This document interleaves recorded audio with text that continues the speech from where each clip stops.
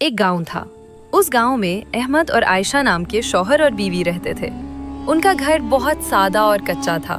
مٹی کی دیواریں، کمزور چھت اور ایک پرانی چٹائی ہی ان کا کل سامان تھا۔ غربت ان کے گھر میں صاف نظر آتی تھی، مگر دلوں میں ایمان کی روشنی موجود تھی۔ ایک دن احمد بہت تھکا ہوا گھر کے ایک کونے میں بیٹھا سوچ رہا تھا۔ کام نہ ملنے کی وجہ سے اس کا دل پریشان تھا۔ عائشہ بھی بھوک کے باوجود صبر کے ساتھ گھر کے کام میں لگی ہوئی تھی۔ احمد نے گہری سانس لی اور بولا، عائشہ، میں بازار جا کر کام تلاش کرنے کی کوشش کرتا ہوں، شاید اللہ کوئی راستہ بنا دے۔ عائشہ نے نرمی سے جواب دیا، اللہ کا ذکر کرتے ہوئے جانا اور حلال کام ہی تلاش کرنا، اللہ ضرور مدد فرمائے گا۔ احمد یہ سن کر بازار کی طرف روانہ ہو گیا۔ بازار پہنچ کر اس نے ایک ایک دکان پر جا کر کام پوچھا، مگر ہر جگہ سے مایوسی ہی ملی۔ سورج ڈھلنے لگا اور احمد کا دل بوجھل ہو گیا۔ وہ آہستہ آہستہ گھر کی طرف واپس چل پڑا۔ راستے میں اچانک وہ رک گیا اور دل میں سوچا کہ گھر جانے سے پہلے اللہ کے حضور حاضر ہونا چاہیے۔ وہ فوراً مسجد کی طرف مڑ گیا۔ مسجد میں اس نے سکون کے ساتھ نماز ادا کی اور دعا مانگی کہ یا اللہ، تو ہی رازق ہے، ہمیں حلال رزق عطا فرما اور ہمارے صبر کو ضائع نہ کر۔ نماز کے بعد اس کے دل کو عجیب سا سکون ملا۔ وہ مطمئن ہو کر گھر واپس آ گیا۔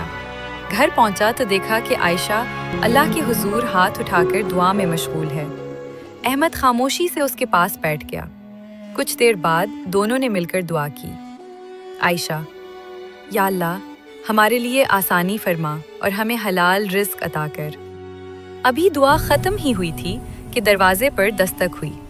احمد نے دروازہ کھولا تو باہر ایک معزز مالک کھڑا تھا۔ مالک نے کہا، مالک، میں نے تمہاری ایمانداری کے بارے میں سنا ہے، کیا تم کام کرنا چاہو گے؟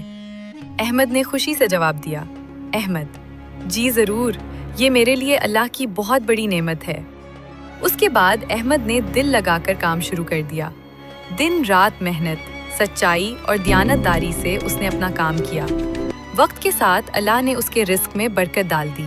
ان کے حالات بدلنے لگے، غربت پیچھے رہ گئی اور آسانی آگے آ گئی۔ کچھ عرصے بعد احمد اور عائشہ نے اپنا نیا گھر بنا لیا۔ پھر اللہ کے فضل سے ایک گاڑی بھی نصیب ہو گئی، مگر دولت آنے کے باوجود ان کے دل عاجزی سے بھرے رہے۔ احمد نے ایک دن کہا، یہ سب اللہ کے فضل اور تمہارے صبر کا نتیجہ ہے۔